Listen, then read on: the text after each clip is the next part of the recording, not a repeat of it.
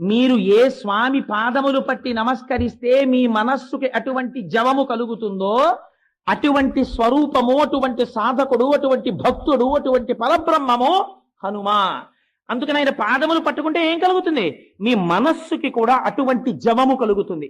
అటువంటి జవమున్న, అటువంటి మనసున్న మనిషి ఎవడో వాడు మాత్రమే సమాజమునకు ఆస్తి. వాడు 10 మందిని తనతో పాటు తీసుకెళ్ళగలుగుతాడు. 10 మందికి మంచి మాట చెప్పగలుగుతాడు. 10 మందిలో ఉత్సాహము నశించిపోయి కష్టంలో ఉన్నవాడిని బతికేటట్టు చెయ్యగలుగుతాడు. ఇంకింతకన్నా ఏం కావాలండి?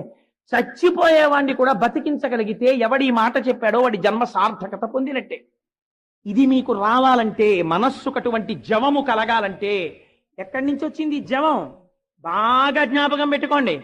సంకల్ప వికల్ప సంఘాతమైనటువంటి మనస్సు మీరు ఏదో